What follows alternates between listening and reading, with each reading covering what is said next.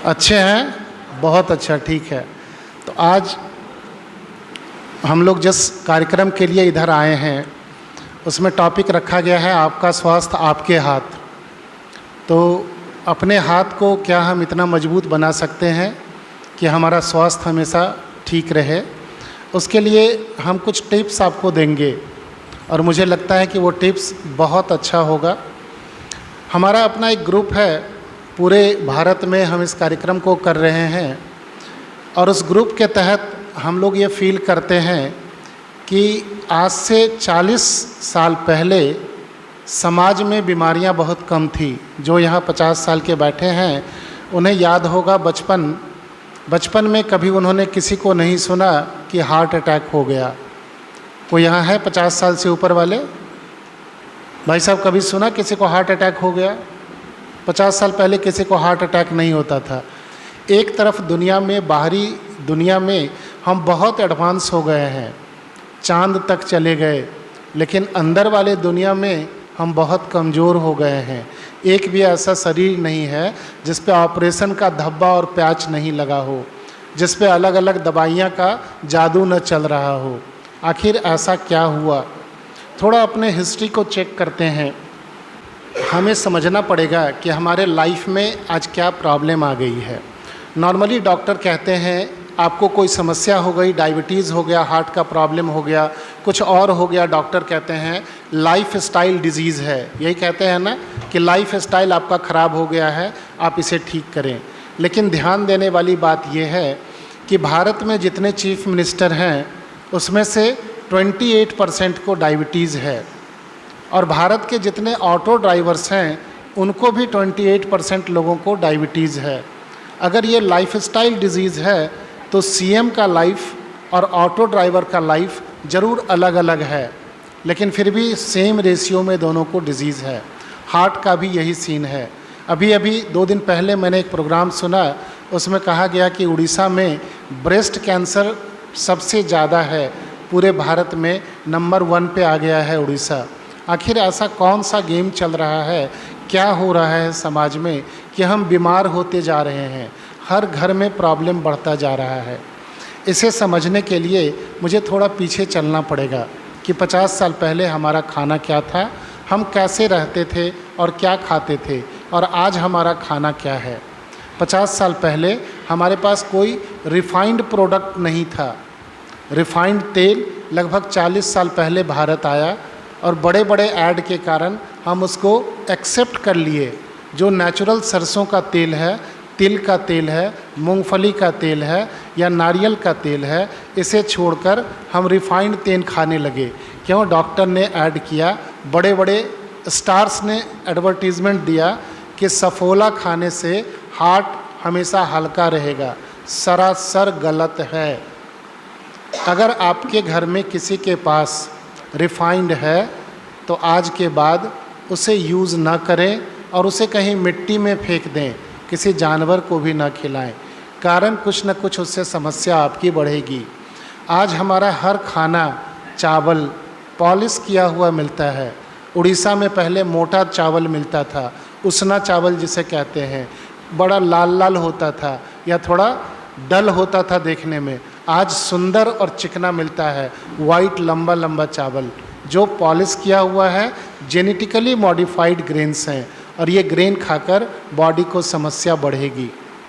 ऐसे बहुत सारे चीज़ें, गेहूं को ले लें, सबसे ज़्यादा प्रोडक्शन भारत में गेहूं पंजाब में होता है, लेकिन उस पंजाब के खेतों में इतने पेस्टिसाइड और केमिकल्स डालते हैं कि गवर्नमेंट ने, भारत सरकार ने पंजाब के शहर से बीकानेर तक कैंसर के लिए फ्री ट्रेन चलाया है कि कैंसर के पेशेंट वहाँ इतने हैं कि रोज़ एक ट्रेन कैंसर के पेशेंट बीकानेर जाते हैं और फिर वहाँ उनका इलाज होता है। कारण क्या है? इतना पेस्टिसाइड, इतना केमिकल्स है कि हर बच्चा जन्म लेने के बाद अड़ोस पड़ोस पूछते हैं कौन सा बीमारी है। ये नहीं पूछते हैं स्वस्थ है या नहीं है, बच्चे के बारे में पूछते हैं कौन सा बीमारी है। 100 में से 80 बच्चे बीमार पैदा होते हैं। मुख्य कारण वो पेस्टिसाइड है, वो केमिकल्स है, वो फर्टिलाइजर्स है। अच्छा, हम आप हमारे बीच में भी बहुत सारे लोग किसान बैठे हैं, गलत करने वाले किसी और जगह से नहीं आ रहे हैं, लेकिन ये जो लालच है ना, ग्रीड, इस ग्रीड के कारण हम चाहते हैं कि छोटे से एरिया में ज़्यादा प्रोडक्शन हो जाए और हम ज़्यादा से ज़्यादा पैसा कमा लें, और इस कारण हम गलत तरीक़ों को यूज़ कर रहे हैं। तो हमें ये समझना पड़ेगा और धीरे धीरे इसे कम करना पड़ेगा। तो हमारा अपना जो टीम है, उस टीम में हम लोगों ने यही कोशिश किया है कि कुछ ऐसे बातों को गाइड करें जिससे कि ये पूरा आपका ये जो शहर है संबलपुर, ये धीरे धीरे बीमारियों से फ्री हो जाए। फॉर एग्ज़ाम्पल, मैं एक डॉक्टर हूँ, अगर मैं एक अच्छा डॉक्टर हूँ तो मेरा कर्तव्य क्या होगा? स्वस्थ व्यक्ति की संख्या बढ़ना या बीमार व्यक्तियों की संख्या बढ़ाना। क्या होगा? स्वस्थ व्यक्ति की संख्या बढ़ना। लेकिन क्या डॉक्टर के आने के बाद हेल्दी लाइफ बढ़ा है या और घट गया है? ये मैं आपसे प्रैक्टिकल पूछ रहा हूँ, बहुत जनरल क्वेश्चन है। अगर एक डॉक्टर आ जाए तो फिर उसके बगल में दूसरा डॉक्टर, उसके बगल में तीसरा डॉक्टर, उसके बगल में हॉस्पिटल, और उसके बाद दूसरा हॉस्पिटल, तीसरा हॉस्पिटल, और फिर लाइन लगा हुआ है, किसी हॉस्पिटल में जगह नहीं है। कारण क्या हो रहा है? कहीं कुछ गड़बड़ है जो मुझे समझ में तुरंत नहीं आ रहा है। परमात्मा शिव बाबा के बाद या ईश्वर के बाद हम गॉड को मानते हैं, बहुत बड़ी अथॉरिटी हैं, हमें जान बचाने वाले हैं। लेकिन आज जो डॉक्टर को गाइड कर रहे हैं, जो फार्मास्यूटिकल कंपनीज़ हैं, वो डॉक्टर को गाइड करते हैं, ये मेडिसिन लिखो, आपको इतना इतना इतना कमीशन मिलेगा, और इस आधार पे वो दवाइयाँ लिखते हैं, और धीरे धीरे उस दवाई को खाकर हम किसी और साइड इफ़ेक्ट के चक्कर में फंस जाते हैं। दवाई का मतलब होता है कोई चीज़ बाहर निकलना चाह रहा है, डिजीज़, उसे दबा देना, दवाई मतलब उसको दबा देना। अंदर रहो, शुगर अंदर रहो, हार्ट का प्रॉब्लम अंदर रहो, किडनी का खराब होना अंदर रहो। पिछले 8 वर्षों में अचानक किडनी की समस्या बढ़ गई है, आपने ध्यान दिया है? हर शहर में डायलिसिस केंद्र खुल रहा है। मैं दिल्ली में रहता हूँ, पिछले लगभग 26 वर्षों से 1 या 2 डायलिसिस का गवर्नमेंट सेंटर था, आज तो हर कॉलोनी में डायलिसिस का यूनिट खुलता जा रहा है। आज एक और दूसरा बहुत इम्पॉर्टेंट IVF सेंटर, जो कहते हैं फर्टिलिटी कम हो गया है, हमारे यंग जनरेशन में फर्टिलिटी नहीं है, वो उस फर्टिलिटी के लिए बच्चे पैदा नहीं हो रहे हैं। शादी करने के बाद आज भारत में 2 करोड़ ऐसे कपल्स हैं जिन्हें बच्चा नहीं हो रहा है। क्यों? इनफर्टाइल हैं, उनके अंदर कुछ प्रॉब्लम है, इसीलिए IVF सेंटर खुलता जा रहा है। आखिर हो क्या रहा है, ये मुझे समझना बहुत ज़रूरी है, और जब तक हम इसमें आगे नहीं आएंगे, मुझे दूसरा कोई नहीं बचा सकता है। इसीलिए मैंने कहा कि आपका स्वास्थ्य आपके हाथ में है। बहुत ज़रूरी है, हम बीमार हैं या नहीं बीमार हैं, मुझे समझ में आना चाहिए। यहाँ जितने लोग बैठे हैं, अगर आप सभी का घुटने का हम चेकअप करवा दें, तो जो हेल्दी पर्सन है उसमें से 30% लोगों का घुटना खराब आएगा। डॉक्टर कहेगा कार्टेज घिस गया है, घुटना खराब हो गया है, आपको सो एंड सो मेडिसिन लेना है। कुछ ऐसा चल रहा है पूरे समाज में जो हमें बीमार बना रहे हैं। उन्हें पैसा चाहिए और हम बीमार होते जा रहे हैं। ये मुझे समझना पड़ेगा बहुत डीप में जाकर, और फिर उससे मुझे फ़ायदा लेना पड़ेगा। तो ये जो हमारा टॉपिक है, क्या खाएं, कितना खाएं, ये हम सेकंड सेशन में कवर करेंगे। जो हमारा शाम का सेशन है, कौन सा ऑथेंटिक सोर्स क्या है, नमक कैसा खाएं, चीनी कैसा खाएं, तेल कौन सा लें, चावल कौन सा खाएं, ये सारी बातें बताएंगे। और जब आपको बताएंगे तो आपको बहुत आश्चर्य लगेगा कि मुझे समझ में क्यों नहीं आया कि मैं जहर खा रहा हूँ। हमारा बॉडी बहुत कॉम्प्लिकेटेड है, परमात्मा ने इसे बहुत कॉम्पैक्ट करके भेजा है। एक भी ऑर्गन खराब नहीं हो सकता है, लेकिन ऐसा हमारा डाइट है, ऐसा हमारा रहन सहन है कि धीरे धीरे सारे ऑर्गन जवाब दे रहे हैं। और तो और छोटे बच्चे, चश्मा लग जाता है, यंग एज में उन्हें चश्मा लग रहा है। बच्चे पैदा हो रहे हैं, हार्ट में छेद है, पैरालिसिस है, ब्रेन काम नहीं कर रहा है, बहुत सारी समस्याएं हैं। अभी हम अपने आप को समझते हैं मोस्ट इंटेलिजेंट पर्सन या most intelligent creature in the world. मनुष्य क्या है? सबसे दिमाग वाला पर्सन है, इसके सामने औरों का ब्रेन बहुत कम है। सबसे समझदार व्यक्ति इस वर्ल्ड में अगर कोई है तो वो मनुष्य जाति है। लेकिन इस मनुष्य जाति को 2 साल पहले एक छोटा सा वायरस आया, जिसे क्या कहा गया? कोरोना। और उस कोरोना ने कमरों में कैद करके रख दिया, बंद कर दिया। जिन्हें कोरोना हो गया उन्हें क्या किया गया? रूम के अंदर बंद कर दिया गया। खाना रूम के अंदर दो, कोई उससे बात नहीं करना। हमारे सांस लेने पे आफत आ गई। यहाँ पट्टा लगा के चलो, कार्बन डाइऑक्साइड फेंको, उस कार्बन डाइऑक्साइड को बार बार अंदर लेके चलो। ये मैं अपना एक्सपीरियंस बता रहा हूँ। क्या ये सही है? अगर हम यहाँ पट्टा लगाएंगे, क्या उससे वायरस का प्रोटेक्शन होगा? उस पट्टे में जो हम यहाँ लगाते हैं उसके 1000 टाइम्स छोटा वायरस होता है। उसमें जो छेद है उससे 1000 टाइम्स छोटा वायरस होता है। क्या वो वायरस ऐसे मास्क लगाने से रुकेगा? बिल्कुल नहीं रुकेगा। फिर और क्या होगा? हम जो सांस ले रहे हैं, ऑक्सीजन बाहर करते हैं कार्बन डाइऑक्साइड, वो उसी में रहेगा और हम 70% कार्बन डाइऑक्साइड अंदर लेंगे। जो मुझे ऑक्सीजन चाहिए, धीरे धीरे हमारा हार्ट, हमारे लंग्स डैमेज होंगे और डैमेज होने के बाद हम सीधा हॉस्पिटल जाएंगे। अच्छा, कोरोना होने में घर में बहुत कम लोग डिस्टर्ब हुए, घर में किसी की डेथ रेयरली हुई, लेकिन जो हॉस्पिटल चले गए 30% लौट कर नहीं आए। ये वर्ल्ड का डेटा मैं बता रहा हूँ, ये ऐसा नहीं कि मैं कुछ नई बात बता रहा हूँ। 30% लोग नहीं आए, उनका ट्रीटमेंट ऐसा हुआ, कहा गया कि ऑक्सीजन लेवल कम हो गया तो लंग्स काम नहीं कर रहा है। अब हम जो सांस लेते हैं, क्या ये प्योर ऑक्सीजन है? नहीं, हम हवा सांस लेते हैं। इस हवा में 70% ऑक्सीजन है, 69% हम हवा सांस लेते हैं। अगर हम प्योर ऑक्सीजन सांस लेंगे, ऑक्सीजन का नेचर है ठंडा करना, अंदर जाकर लंग्स को ठंडा करेगा। आइस जम जाएगा, बर्फ़ जमेगा हार्ट में, गारंटी है जमेगा।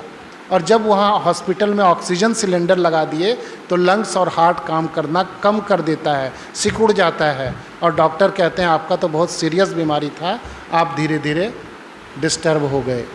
हमें समझना पड़ेगा। ये आप खुद चेक करें, घर में क्या किसी की डेथ हुई? सड़क पे किसी जानवर ने शरीर छोड़ा? वो वायरस को पता था ये मनुष्य है, इसके बॉडी में जाना है, ये जानवर है, साइड हो जाओ, तुम्हारे पास नहीं आएंगे। कितना इंटेलिजेंट था और हम कितने बेवकूफ़ थे कि उस चक्कर में फंसते चले गए और आज डिस्टर्ब हो गए। तो मुझे समझना पड़ेगा कि जो काम हम कर रहे हैं क्या वो हमारे लिए बहुत अच्छा था।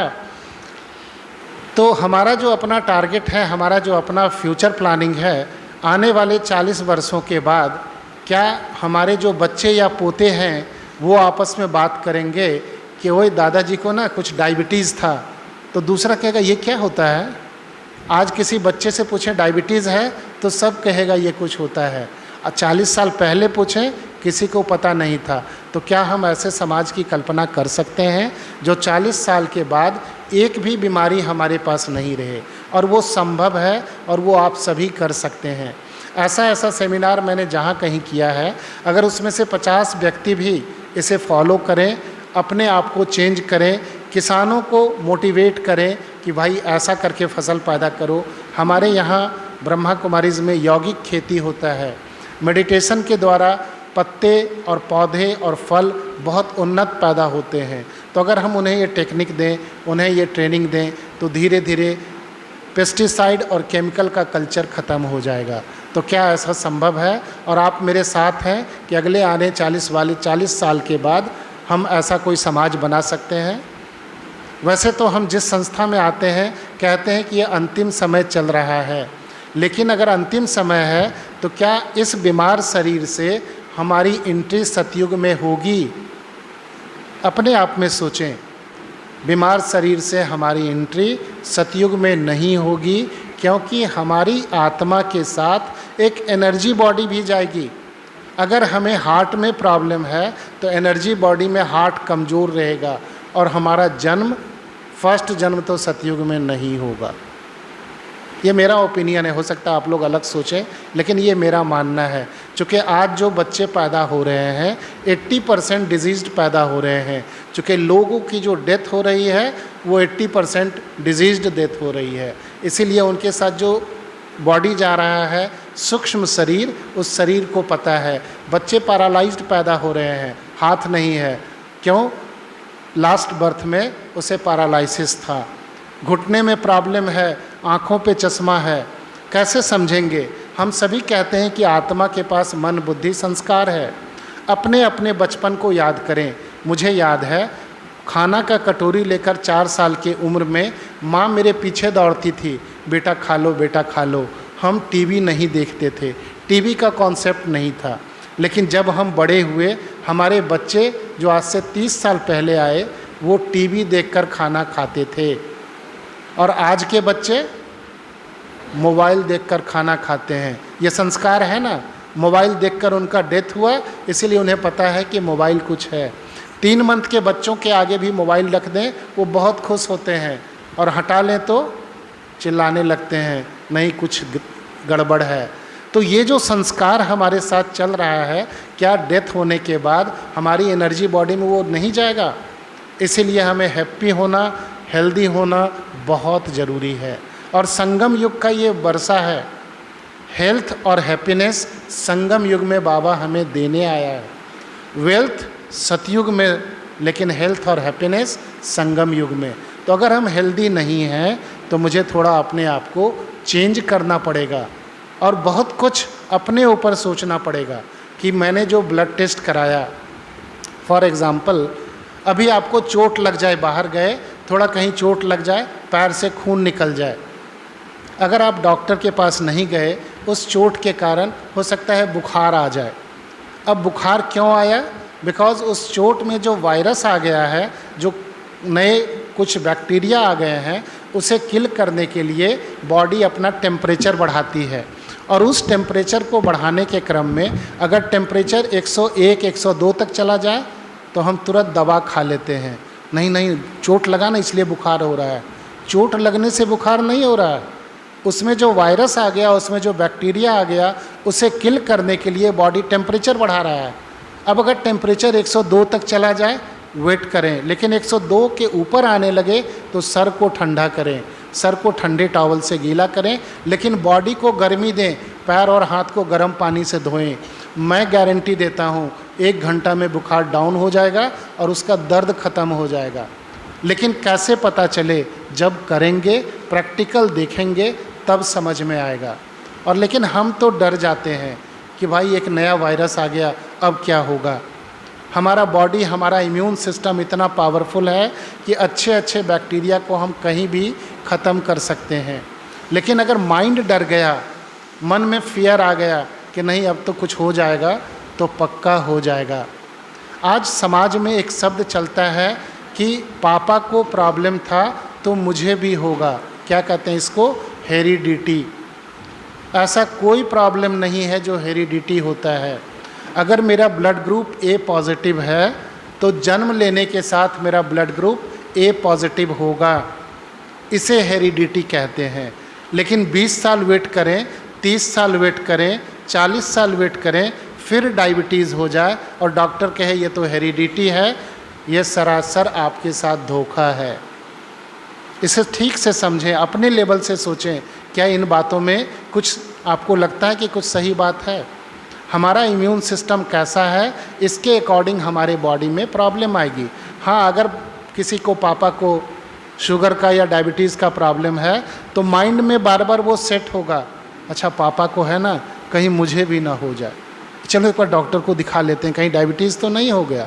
जब भी ये संकल्प लेंगे तो बाबा ने कहा है कि संकल्प से सिद्धि होती है, और वो सिद्ध हो जाता है। इसीलिए कभी भी ऐसा संकल्प न लें कि मुझे कुछ हो रहा है। ऑलवेज़ रिमेंबर, मैं बहुत हेल्दी और हैप्पी इंसान हूँ। तो अभी बेसिकली मैं कुछ एक्सरसाइज के ऊपर फोकस करूँगा। हम सभी 5 तत्वों के बने हैं, सभी को पता है 5 एलिमेंट्स क्या क्या है? अग्नि है, आकाश है, वायु है, जल है और पृथ्वी तत्व है। हम सभी 5 तत्वों के बने हैं। कहते हैं ना, डेथ होने के बाद 5 तत्वों में विलीन हो गए। तो अगर हमारे शरीर का 5 तत्व बैलेंस है, एक हमारा माइंड और एक हमारा ब्रेन, ये हमारा छठा और सातवां तत्व है जो 5 तत्वों से परे है। इस माइंड और ब्रेन को हम सभी रोज़ चार्ज करते हैं, मेडिटेशन करते हैं, योग करते हैं, मुरली सुनते हैं, अच्छे क्वालिटी के थॉट्स लेते हैं, इसलिए हमारा माइंड और ब्रेन तो बहुत अच्छा है। लेकिन ये जो 5 तत्वों का शरीर है, इस शरीर में 5 तत्व बैलेंस नहीं है, डिस्टर्ब हो गया है। कैसे डिस्टर्ब हुआ है मैं समझाता हूँ। जैसे जल तत्व है, अगर हम जल तत्व के संपर्क में हैं, मतलब अगर पानी पीते हैं, स्नान करते हैं, तो जल तत्व हमारा ऑलमोस्ट बैलेंस रहता है। अगर हम खुले आकाश में घूमते हैं तो मेरा आकाश तत्व बैलेंस रहता है। अगर हम सांस लेते हैं, सांस छोड़ते हैं, तो हमारा वायु तत्व बैलेंस रहता है। अगर हम धूप में 2 घंटा 3 घंटा रोज रहते हैं तो मेरा अग्नि तत्व बैलेंस रहता है। अब आज हम धूप में डर से नहीं जाते हैं। क्यों नहीं जाते हैं? कहते हैं स्किन में टैनिंग आ जाएगा, चमड़ा काला हो जाएगा। क्यों काला होगा? आपने किसी सफ़ेद रंग के गाय को पिछले 15 साल से वो बाहर रहती है, कभी देखा काली हो गई? उस जानवर पे धूप का कोई असर नहीं है। हमारे ऊपर क्यों है? हमारे ऊपर क्यों है? बिकॉज़ हम कुछ ऐसे केमिकल्स को बॉडी पे लगाते हैं, साबुन लगाते हैं, कुछ ऐसे शैम्पू लगाते हैं जो आज हमारे शरीर में टैनिंग आ जाता है। उस साबुन में एक SLC सोडियम लॉरियल सल्फेट एक सॉल्यूशन है, एक केमिकल है जो स्किन पे कैंसर पैदा करता है। इसीलिए जब हम आधा घंटा स्नान करते हैं, साबुन लगाते हैं, बाल धोते हैं, अच्छी तरह आधे घंटे के बाद जब नहाकर निकलते हैं तो थक जाते हैं, कहते हैं मुझे 5 मिनट रेस्ट करने दो, पंखा चला दो। भाई नहाने के बाद तो फ्रेश होना चाहिए, रेस्ट क्यों करें? बिकॉज़ वो जो साबुन लगाया, वो जो शैम्पू लगाया, वो बहुत ख़तरनाक है। आज से अगेन 30-40 साल पहले शैम्पू का कोई कॉन्सेप्ट नहीं था। लोग रीठा आंवला से, लोग मुल्तानी मिट्टी से बाल धोते थे, मुल्तानी मिट्टी शरीर पे लगाते थे और हमेशा हेल्दी रहते थे। ये जो हमारा स्किन है, इसका पीएच, इसका जो पीएच है, जो इस पे केमिकल है, और जो साबुन का पीएच है, साबुन का पीएच एसिडिक है और हमारा स्किन अल्कलाइन है। जब हम एसिड को इस पे लगाएंगे तो धीरे धीरे बॉडी हमारा एसिडिक हो जाएगा, ब्लड एसिडिक हो जाएगा। इसीलिए आज के बाद कोशिश करें मुल्तानी मिट्टी लगाएं, या अगर आप कहेंगे तो जो मेरा 3rd क्लास है, 3रा क्लास, उसमें हम साबुन बनाने का प्रोसेस बताएंगे। अगर आप इंटरेस्टेड होंगे तो बताएंगे। आप घर में बना सकते हैं, उसमें कोई ऐसा केमिकल नहीं देंगे जिससे कि स्किन को प्रॉब्लम है। तो हमारा अग्नि तत्व बैलेंस नहीं है, और अग्नि तत्व बैलेंस नहीं होने के कारण जॉइंट्स और बोन्स का समस्या, हड्डी और मांसपेशियों की समस्या मेजॉरिटी लोगों को हो रही है। आज तो 18-20 साल के बच्चे भी कहते हैं कि मेरे घुटने में दर्द है, मेरे कमर में दर्द है, जबकि हम सभी का भोजन बहुत अच्छा है, बहुत सोच समझ कर खाते हैं, फिर भी हम बीमार हैं। और लास्ट तत्व हमारा बचता है पृथ्वी, या जो पृथ्वी तत्व है जिसे हम मिट्टी कहते हैं। आज हम मिट्टी के संपर्क में नहीं हैं। वैसे जो आपका एरिया है, यहाँ बहुत जगह अभी भी मिट्टी है, दिल्ली जैसे शहर में मिट्टी बहुत कम है। हम मिट्टी के टच में नहीं हैं। पूरे घर को हमने टाइल लगा दिया है, बाथरूम में टाइल लगा दिया है, बरामदे में टाइल्स लगा दिए हैं। कभी नंगे पैर मिट्टी पे नहीं जाते हैं, और मिट्टी पे नहीं जाने के कारण हमारे अंदर जो अर्थ एलिमेंट है, जो हमारे मसल्स हैं, वो धीरे धीरे ख़राब हो गए हैं। हमारे अंदर जो फ्री रेडिकल्स हैं, जो बीमारी को बनाता है, वो बढ़ता जा रहा है। तो आज के बाद एक नया कॉन्सेप्ट लेंगे कि जब टाइम मिले दिन भर में 40 मिनट मिट्टी के ऊपर ज़रूर चलना है, या मिट्टी पे पैर रख के बैठना है। आज विदेशों में अर्थिंग पैड्स आ गए हैं। लोग कंप्यूटर पे काम करते हैं, पैर के नीचे अर्थिंग पैड रखते हैं, वो अर्थ से कनेक्ट करके तार लगाते हैं, दोनों बाहों के नीचे अर्थिंग पैड लगाते हैं, अपने सीट के पीछे अर्थिंग पैड लगाते हैं, जिससे कि मिट्टी के टच में रहें। तो आप जिस एरिया में हैं, यहाँ मिट्टी है, कोशिश करें कि 40 मिनट दिन भर में नंगे पैर मिट्टी पे ज़रूर चलें। अगर आपको डायबिटीज़ है तो चलने के बदले मिट्टी के ऊपर पैर रख के 40 मिनट ज़रूर बैठें और फील करें कि अंदर से जो गंदगी है वो मिट्टी में अर्थिंग हो रहा है। पहले के टाइम में बच्चे आंगन में खेलते थे, नाक से पानी निकलता रहता था और आंगन में खेलते थे, कभी बीमार नहीं होते थे। आज के बच्चे अगर कीचड़ में चले जाएं तो मम्मी डांटती है, पापा डांटते हैं, नहीं नहीं उधर नहीं जाना, बीमार हो जाओगे। तो हमने अपने लेवल से अपने इम्यून सिस्टम को अच्छी तरह ख़राब कर दिया है।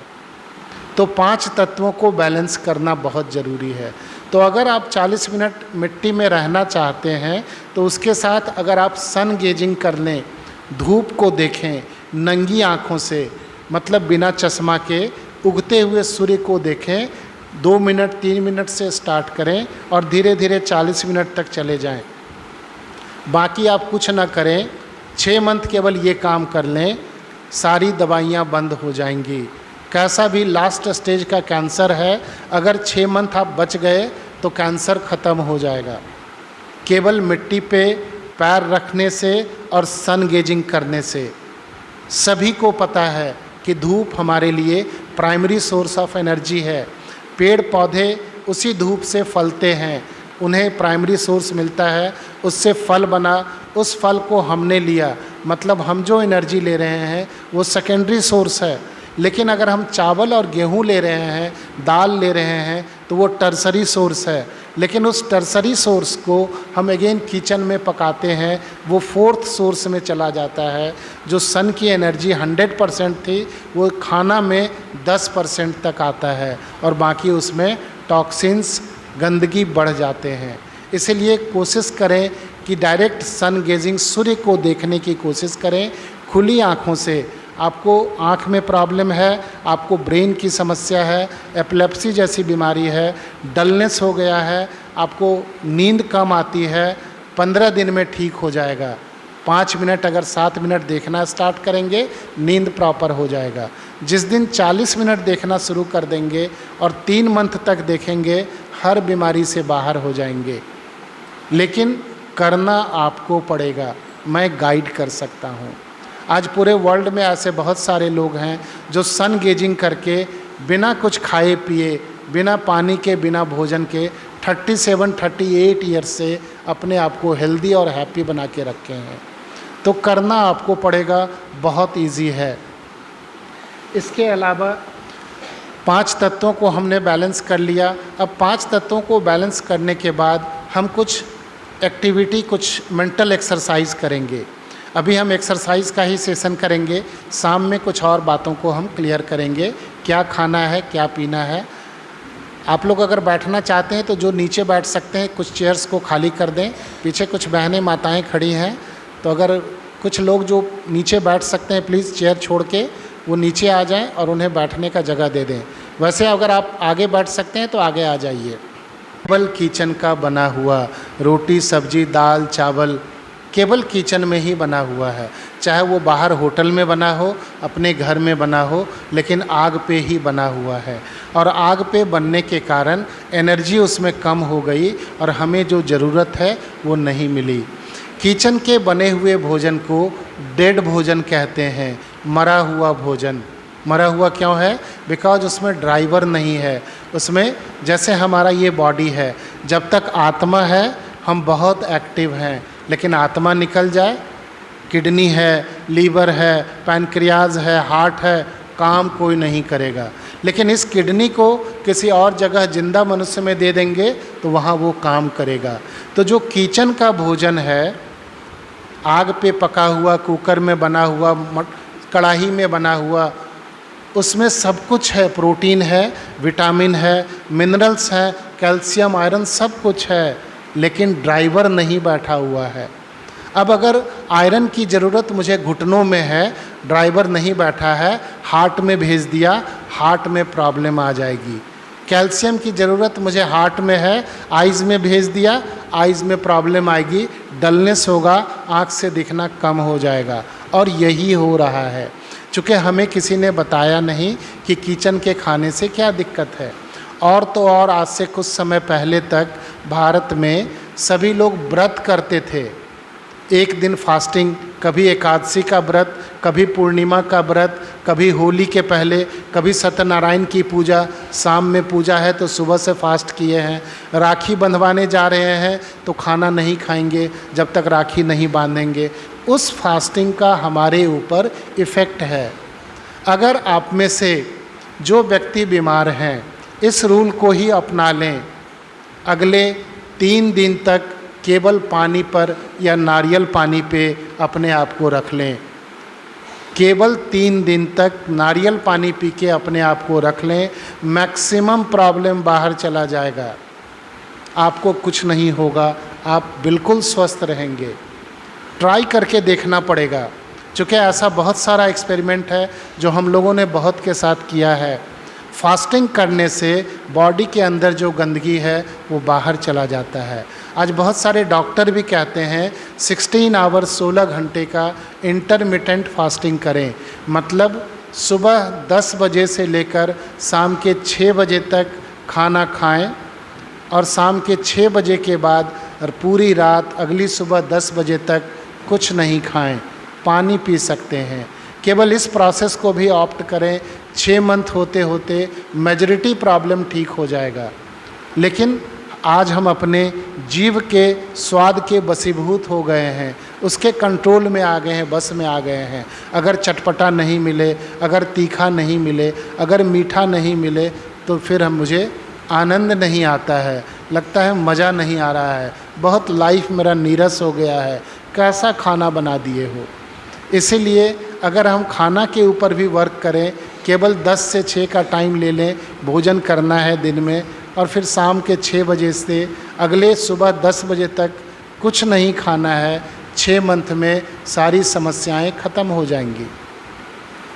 डॉक्टर कहता है जिन्हें डायबिटीज़ है, आप दवा ले रहे हो, हर 2 घंटे में कुछ खाते रहो, यही कहता है ना, भूखे नहीं रहना है आपको। क्यों नहीं रहना है भाई? कारण आपको ऐसा मेडिसिन दिया जा रहा है कि हमेशा उससे इंसुलिन निकल रहा है। इंसुलिन का काम क्या है? ये जो हमारा पैनक्रियाज है, एक बार खाना खाने के 7.5 घंटे के बाद इंसुलिन बनाता है और बाहर निकालता है। लेकिन अगर हर 2 घंटे में हम खाना खाएंगे तो पैनक्रियाज के ऊपर ओवरबर्डन हो जाएगा। उसको बार बार हम हथौड़ी मार रहे हैं, चल इंसुलिन निकाल, इंसुलिन निकाल। एक टाइम के बाद सट हो जाता है, सरेंडर कर देता है, तुम्हें जो करना है करो। डॉक्टर दवा देना स्टार्ट करते हैं, कुछ समय के बाद इंसुलिन डालना भी शुरू कर देते हैं। आपका ना पैनक्रियाज बिल्कुल बंद हो गया है। अब इसे चेंज करें। अगर आप 2 घंटे में खाना खा रहे हैं तो उसे 4 घंटे पे लेकर आएँ, 6 घंटे पर लेकर आएँ, 8 घंटे तक लेकर आएँ। एक बार सुबह 10 बजे, फिर शाम में 6 बजे। आप देखें डायबिटीज़ इसी तरह ठीक हो जाएगा, कुछ नहीं करना पड़ेगा। भले इंसुलिन लेते रहें, भले दवाइयाँ कम करते रहें, लेकिन बीमारी से आप बाहर आ जाएंगे। तो हम जितना अपने आप को केयर करेंगे, नेचुरल तरीक़ों पे चलेंगे, धीरे धीरे हम ठीक होते जाएंगे। जितना हम अननेचुरल तरीक़ों को देखेंगे, ये जो हमारा बॉडी है, ये जो हमारा पैनक्रियाज है, लीवर है, किडनी है, भले इस जन्म में मेरा 50 साल एज है, किसी का 70 है, किसी का 10 है, लेकिन इस किडनी के पास, इस लीवर के पास 5000 वर्षों का प्रोग्रामिंग है। इस 5000 वर्ष में हमने जो खाया है वो इस खाना को पहचानता है। हमने कभी कैप्सूल और टैबलेट नहीं खाया है। जब हम कैप्सूल या टैबलेट खाते हैं तो लीवर बड़ा डिस्टर्ब हो जाता है, पता नहीं कौन सा खाना है। कुछ समय तो उससे युद्ध करता है, फिर छोड़ देता है कि रोज़ मुझे ये प्रॉब्लम आ रहा है, जो करता है इसे करने दो। इसे हम डायोक्सिन कहते हैं। जला भुना खाना खाना, तेल वाला खाना खाना, पकौड़े खाना, ब्रेड खाना, मैदा का सामान खाना, समोसा, आजकल तो बहुत सारे और प्रोडक्ट हैं, चाउमीन, पिज़्ज़ा बहुत सारे लोगों को पसंद है। आप पिज़्ज़ा पे एक रिसर्च करें, वर्क करें। डॉक्टर कहते हैं अमरूद का बीज बहुत टफ होता है, जिन्हें किडनी में या स्टोन है, अमरूद का बीज ना खाएं। लेकिन डॉक्टर पिज़्ज़ा खाने के लिए मना नहीं करेगा। आप इस पे रिसर्च करें, मार्केट से पिज़्ज़ा मंगा लें, एक टुकड़ा कहीं मिट्टी में दबा दें, और एक कच्चा अमरूद लें जिसके बीज बहुत हार्ड हैं, दूसरे बगल में थोड़ा हट के एक टुकड़ा अमरूद का वहाँ दबा दें काट के, और 3 मंथ के बाद देखें अमरूद डाइजेस्ट हो गया, ख़त्म हो गया, बिल्कुल बीज भी नहीं बचा, पिज़्ज़ा ज्यों का त्यों निकल जाएगा बाहर, कीड़े मकोड़े भी उसे नहीं खाते हैं। और हम अच्छे इंसान पार्टी करते हैं, चाउमीन खाते हैं, बर्गर खाते हैं, नूडल्स खाते हैं। इसे धीरे धीरे धीरे धीरे कम कर दें। मैदा का कोई सा भी प्रोडक्ट लीवर पैनक्रियाज नहीं जानता है, किडनी को पता नहीं है मैदा क्या होता है, लेकिन हमारा बॉडी बहुत बहुत ताकतवर है, बहुत कॉम्पैक्ट करके भेजा गया है, बहुत समय तक लड़ता रहता है, 10 साल 15 साल, लेकिन जब बीमार हो जाते हैं फिर डॉक्टर के पास जाते हैं, और डॉक्टर के पास किसी बीमारी का सॉल्यूशन नहीं है। आपको अगर बुखार होता है डॉक्टर पैरासीटामोल देगा, लेकिन डॉक्टर साहब से पूछें क्या पैरासीटामोल खा के बुखार कम होगा, तो डॉक्टर आपको ऊपर से नीचे तक देखेगा।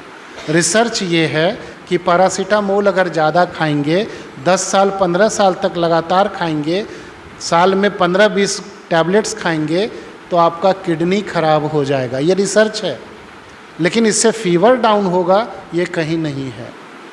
लेकिन हम खाते हैं, बिना सोचे समझे भी ले लेते हैं। इसीलिए जिस किसी चीज़ में डायोक्सिन है, जितनी दवाइयाँ हैं वो डायोक्सिन से भरा हुआ है, एक टाइप का जहर है जो हमारे बॉडी को ख़राब कर रहा है। तो उससे धीरे धीरे बचें, उससे कम हो या उसे ना यूज़ करें। आपने कभी नहीं सुना होगा कि दवाई के कारण, नहीं दवाई मिलने के कारण उस व्यक्ति का डेथ हो गया, कभी नहीं सुना होगा। लेकिन एक वर्ड है एट्रोजेनेसिस। एट्रोजेनेसिस का मतलब है 30% डेथ दवाई के साइड इफ़ेक्ट के कारण होता है, मतलब दवाइयों के कारण होता है। गलत दवाई डॉक्टर दे दिया, डेथ हो गया, डॉक्टर ने लिख दिया आपका ना स्थिति बहुत ख़राब था, ये नहीं लिखेगा। लेकिन फॉरेन में इस सिस्टम को अडॉप्ट किया गया है। अगर डॉक्टर की गलती से, दवाइयों की गलती से डेथ हो गया तो उन्हें पनिशमेंट मिलता है और दूसरे को कुछ उसके लिए कंपनसेशन मिलता है। लेकिन भारत में ऐसी कोई व्यवस्था नहीं है। तो जितना हो सके अपने ऊपर फेथ करें, अपने ऊपर विश्वास करें। इस विश्वास से हम धीरे धीरे अपने आप को ठीक कर सकते हैं। अगर प्रोजेक्टर आता है तो आपको ये डाटा भी हम दिखा देंगे कि ये सारा रिसर्च मेरे पास है कि किस रिसर्च में क्या कहा गया है। दूसरा, मैंने जो बताया कि किचन के खाने में एनर्जी कम है, डायोक्सिन ज़्यादा हो जाता है, उसके ऊपर भी 3 बार साइंस ने प्राइज़ दिया है, किसी नोबेल प्राइज़ मिला है। उसे कहते हैं सिग्नलिंग हाइपोथेसिस। मतलब उस खाना में सिग्नल नहीं है। सिग्नल नहीं का मतलब है, सपोज़ पहले हम लेटर लिखते थे, लेटर में नाम लिखते थे, एड्रेस लिखते थे, गली number, house number, post office, district. अब मान लीजिए किसी का गली नंबर मिट गया और उस एरिया में ऐसे ऐसे 50 गली हैं और उस नाम का व्यक्ति भी 5 है, तो क्या लेटर सही जगह जाएगा? सही जगह नहीं जाएगा। क्यों? उसमें गली नंबर मिसप्रिंट हो गया है। सेम हम जो खाना खाते हैं उसमें सब कुछ है, लेकिन वो ड्राइवर नहीं है, इसीलिए विटामिन्स को कहाँ जाना है ब्रेन को पता नहीं है, अपने अंदाज से कहीं भेज देगा। तो मेरा ये कहना है कि किचन के खाने को मिनिमाइज़ कर दें, कम कर लें और नेचुरल खाने को स्टार्ट कर लें। नेचुरल खाना क्या है? सलाद, कच्ची सब्जियां और फल, ये नेचुरल खाना है। अब मन में एक क्वेश्चन उठेगा कि उसमें तो बहुत सारे पेस्टिसाइड हैं, बहुत सारे केमिकल्स हैं। तो हमारे पास कुछ ऐसा चीज़ है जिससे हम केमिकल्स को कम कर सकते हैं। बहुत इजी एक इमली है। इमली के पानी में अगर सब्जी को 40 मिनट रखेंगे तो उसमें से 30% पेस्टिसाइड और केमिकल्स बाहर हो जाएगा। लेकिन हमारे पास और अच्छा चीज़ है और आप सभी को हम बनाना सिखाएंगे, उसे हम एंजाइम कहते हैं। एंजाइम के पानी में फल को या सब्जियों को रखेंगे तो 80 से 90% केमिकल्स बाहर हो जाएंगे और फल और सब्जी 7 दिनों तक ख़राब नहीं होगा, बहुत फ्रेश लगेगा, बहुत मीठा हो जाएगा। तो वो हम सिखाएंगे 3rd सेशन में एंजाइम कैसे बनाना है। बस समझना आपको है, जो लोग खेती करते हैं आपके पास भी छोटा छोटा जगह है, अपने घर में आंगन है, सामने बगीचा है, उसमें कुछ पैदा कर सकते हैं, सब्जियां उगा सकते हैं, कुछ तो केमिकल्स कम होगा। तो जितना आप अपने ऊपर केयर करेंगे, अपने ऊपर भरोसा करेंगे, धीरे धीरे आप स्वस्थ होते जाएंगे। अभी हम चलते हैं कुछ एक्सरसाइज की ओर। और कुछ मैं आपको डेटा बताता हूँ। आज बहुत सारे लोगों को, अगर आपसे किसी छोटे बच्चे को भी पूछा जाए ब्लड प्रेशर का रेंज कितना होना चाहिए, कितना होना चाहिए, ब्लड प्रेशर कितना होना चाहिए, नहीं पता आपको?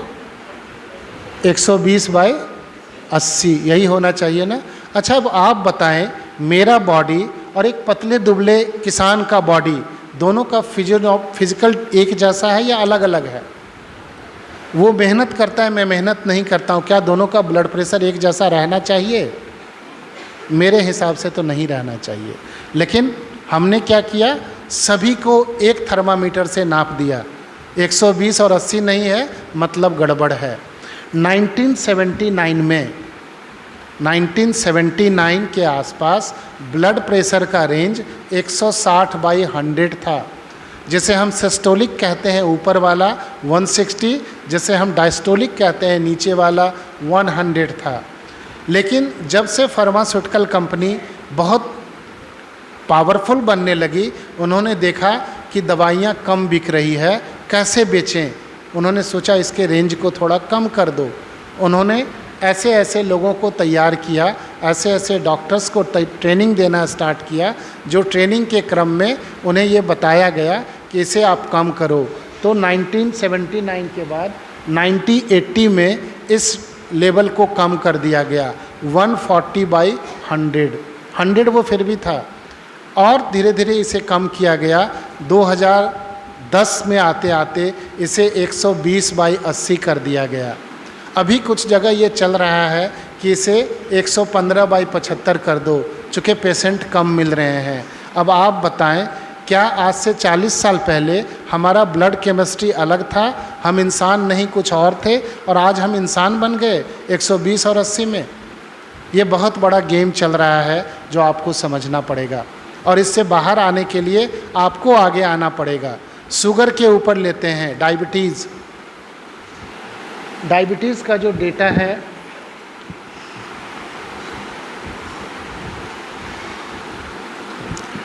पहले केवल एक टेस्ट होता था। 1980 कभी भी एट रैंडम टेस्ट होता था शुगर का। 280 तक अगर रहता है तो मतलब शुगर मेरा नॉर्मल है, उससे ऊपर है तो हम शुगर के पेशेंट बन रहे हैं, शुगर बॉडी में बढ़ रहा है। लेकिन समय बीता, अच्छे अच्छे रिसर्च हुए, डॉक्टर्स आए, फार्मास्यूटिकल कंपनीज़ बढ़ी, उन्होंने इस रेंज को कम कर दिया। जो पहले 280 था, 2003 आते आते 200 पर आ गया। 200 के बाद भी उन्हें चैन नहीं मिला, और 200 के बाद ये लगेगा क्या भाई?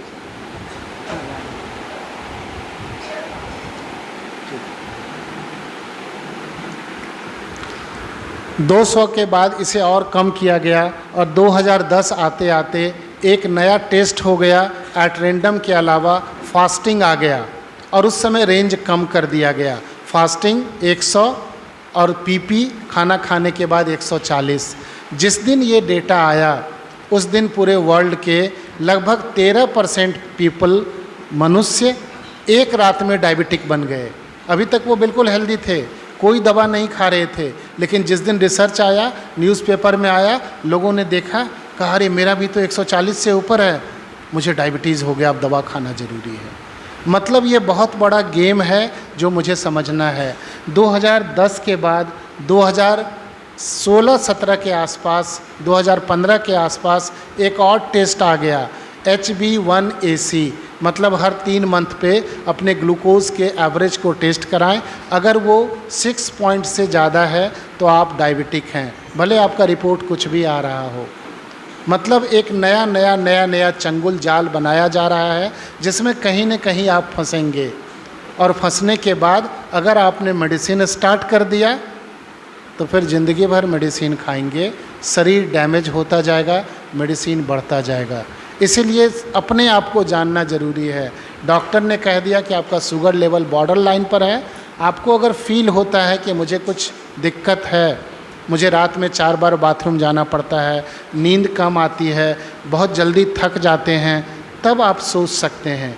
लेकिन अगर दिक्कत नहीं है और डॉक्टर ने कह दिया कि दवाई खा लो, इसे तुरंत स्टार्ट ना करें, इसी में आपकी भलाई है। ये जो बहुत बड़ा फ्रॉड चल रहा है, डॉक्टर या जो फार्मास्यूटिकल कंपनी हमें फंसाने के चक्कर में है, इसके ऊपर WHO ने 2012 में 2 जुलाई 2012 को ग्लैक्सो एक कंपनी है, हो सकता है आप में से बहुतों को पता है, जो मेडिसिन बनाती है, उस ग्लैक्सो कंपनी के ऊपर उसने फ़ाइन किया था। कोर्ट में केस हुआ और वो कंपनी हार गई। ग्लैक्सो कंपनी ने क्या किया कि अलग अलग ट्रेनिंग देना स्टार्ट किया डॉक्टर्स को। पूरे वर्ल्ड के डॉक्टर को एक जगह बुलाया, हार्ट के डॉक्टर को, उन्हें ट्रेनिंग दिया और उन्हें बताया गया कि जिसे प्रॉब्लम नहीं भी है उसे आप लिखो और बताओ कि आपके हार्ट में दिक्कत है और ये दवा खाना शुरू करो। और जब वो 1 बार 2 बार दवा खाएंगे तो बॉडी धीरे धीरे हैबिचुअल हो जाएगा। डायबिटीज़ के डॉक्टर को ये ट्रेनिंग दिया गया। इसे किसी ने कोर्ट में कंप्लेन किया और WHO ने इस पे वर्क किया। 2012 में उसे गलत पाया गया और गलत के कारण उस कंपनी को, ग्लैक्सो को $3 बिलियन 2012 में लगभग 25 करोड़ रुपए का फ़ाइन देना पड़ा। ऐसे बहुत सारे केस हैं जो बहुत सारे कंपनी को देना पड़ा, लेकिन कंपनी दवा बेच के इतना पैसा कमा ली कि 25 करोड़ उसके लिए बहुत इजी अमाउंट था, फटाफट दी। कुछ दिन उस दवाई को बंद रखी और फिर स्टार्ट कर दी। और तो और आप में से जिन्हें डायबिटीज़ है, पहला दवा मेटफॉर्मिन होता है, दूसरा दवा ग्लूटाजोन होता है।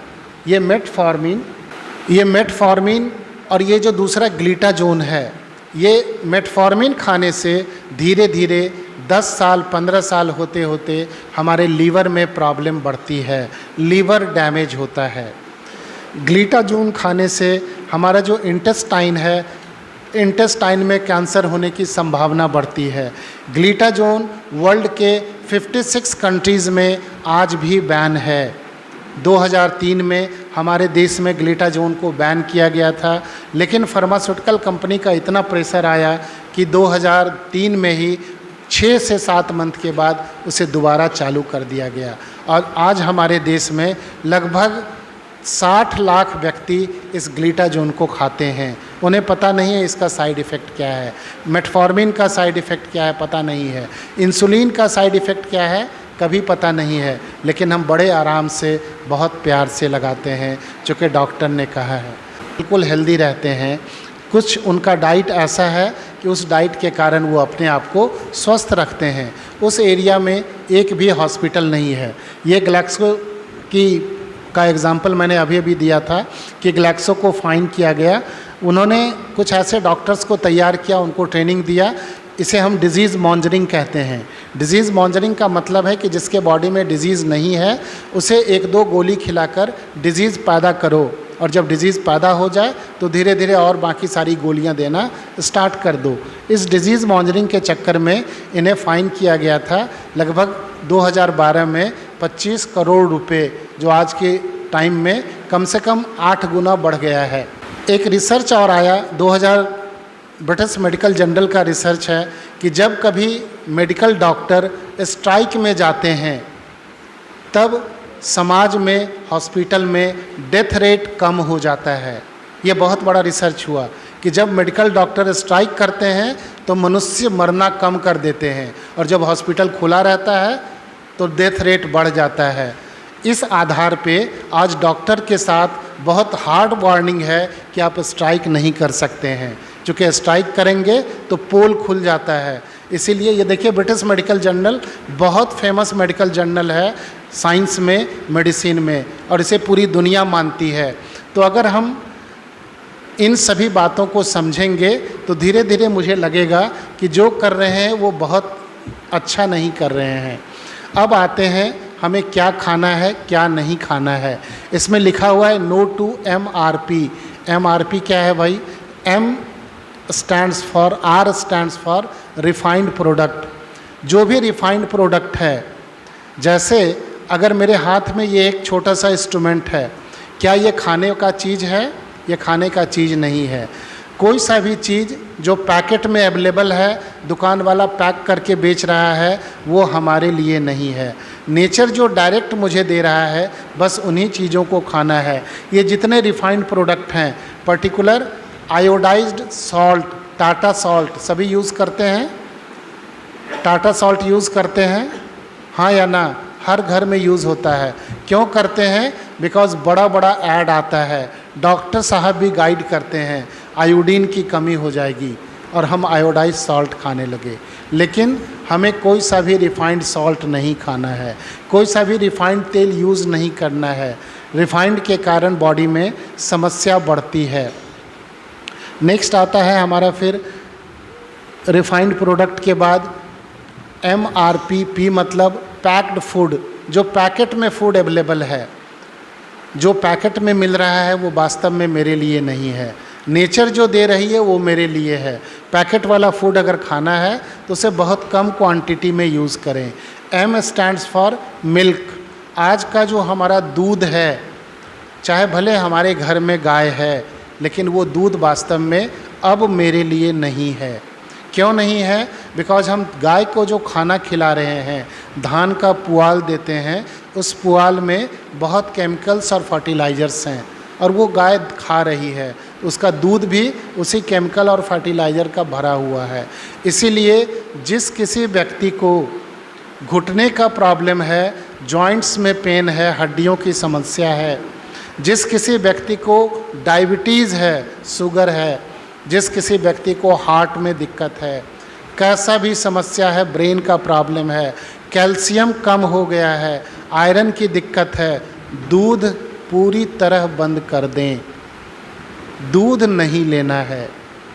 कैल्शियम कैसे मिलेगा, आयरन कैसे मिलेगा, हम बताएंगे। लेकिन वो जो दूध ले रहे हैं, इस दूध के कारण समस्या बढ़ रही है। अब इसे आप कैसे माने? जिन्हें हड्डियों में दर्द है, केवल 10 दिनों के लिए दूध बंद कर दें, हड्डियों का दर्द आधा रह जाएगा, ठीक हो जाएगा। फिर आपको समझ में आएगा कि दूध से क्या हो रहा है। जो चीनी खाते हैं, चीनी के कारण बॉडी में कोलेस्ट्रॉल बनता है। घी और तेल से कम बनता है, रिफाइंड से और चीनी से ज़्यादा बनता है।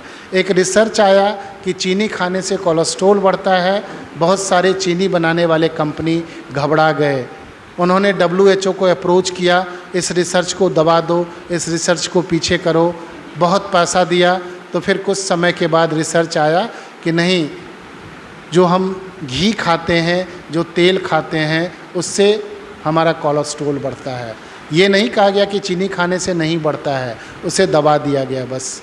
तो चीनी खाने से कोलेस्ट्रॉल बढ़ता है। बॉडी में जैसा भी प्रॉब्लम है, पहला कारण चीनी है। घुटने का दर्द है, कमर का दर्द है, डायबिटीज़ बन गया है, हार्ट में प्रॉब्लम है, आइज से दिखना कम हो गया है, एपिलेप्सी हो गई है, बॉडी में प्रॉब्लम है, पहला कारण चीनी है, जो हम नेक्स्ट सेशन में डिस्कस करेंगे। तो हमें कोई सा भी मिल्क का प्रोडक्ट, दूध, दही, घी, पनीर, छाछ, लस्सी नहीं लेना है। कोई सा भी पैक्ड फूड नहीं खाना है, और कोई सा भी रिफाइंड फूड नहीं लेना है। क्या लेना है वो जब हम डाइट के ऊपर चर्चा करेंगे तब बताएंगे।